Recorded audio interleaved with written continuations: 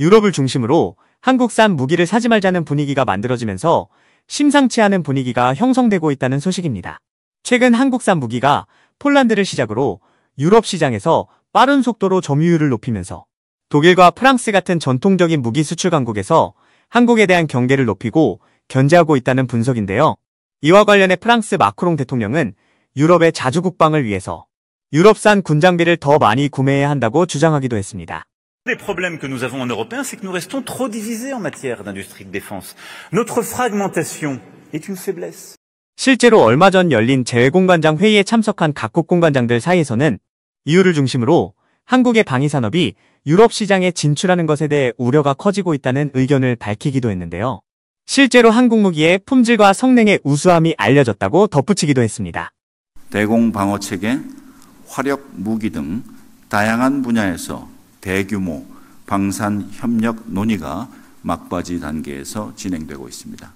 이유지편 위원회는 유럽 방위 산업 전략을 발표한 바 있는데 앞으로 2030년까지 유럽산 무기 비중을 현재 20%에서 50%로 늘리고 무기 공동구매 또한 확대한다는 방침을 밝혔습니다. 단순히 한국산 무기를 경계하는 것만이 아닌 유럽 국가 간의 외교 관계까지 고려되는 부분이기 때문에 이와 관련해서 앞으로 한국산 무기가 유럽 시장에 진출하는 게 더욱더 까다로워질 것이라는 분석 또한 나오고 있는데요.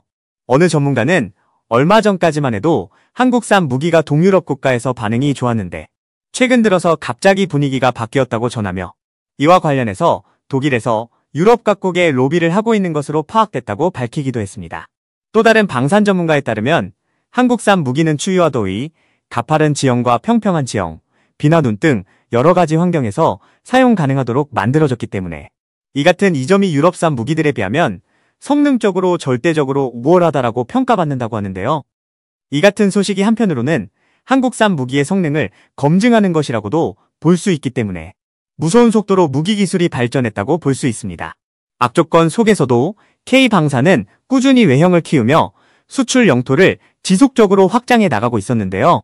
수출 품목도 다양해지는 추세이기 때문에 기술력이 뒷받침되어주는 이 기회를 놓치지 않고 우리 정부에서 보다 더 전향적으로 나서야만이 한국 방산업체들이 글로벌 시장으로 더 많이 진출할 수 있는 기회가 될 수 있을 것으로 보이는데요.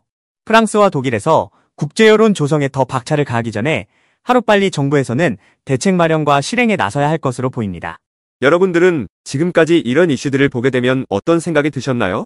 제가 항상 여러분들께 뉴스만 평소에 잘 챙겨보셔도 돈이 된다, 돈을 벌 수 있다고 말씀을 드렸는데요. 그 이유는 제가 지난 5월 초에 여러분들께 뭐라고 말씀을 드렸죠? 지금은 정부가 주목하고 있는 K푸드에 관심을 가져야 한다. 뉴스만 보고 끝내지 마시고 투자 쪽으로 한번 생각해 보셔야 한다 라고 말씀을 드렸습니다. 그리고 나서 이런 썸네일들을 뉴스를 통해서 많이 보셨을 텐데요. 이렇게 정부가 정책으로 밀어주는 산업이 이슈가 됐을 때 정보에 민감한 부자들은 어떻게 생각할까요? K푸드 관련주는 뭐가 있는지, 어떤 종목이 나에게 돈을 벌어다 줄 수 있는지를 생각한다고 말씀을 드렸죠?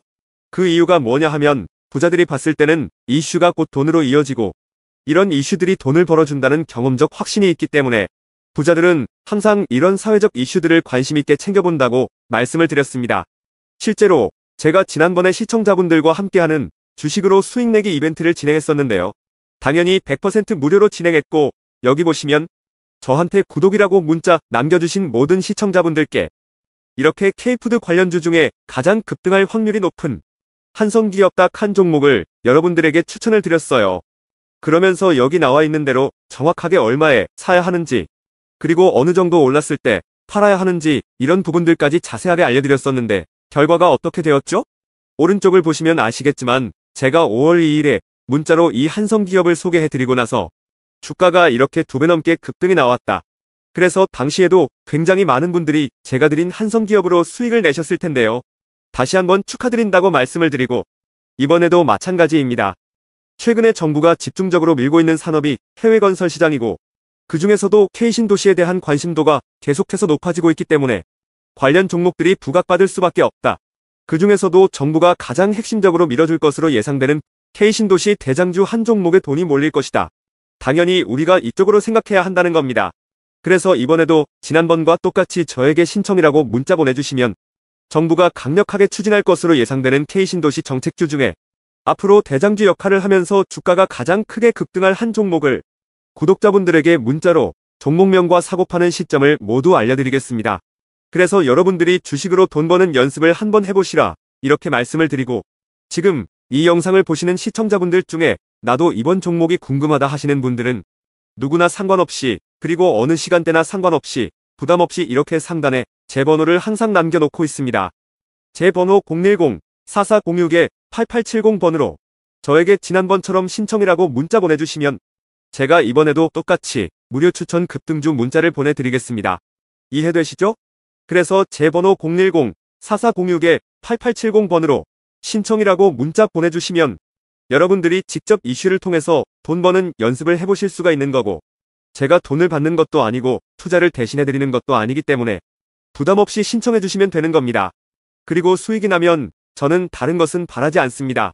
제 채널에 구독, 좋아요 한 번씩만 눌러주시면 감사하겠습니다.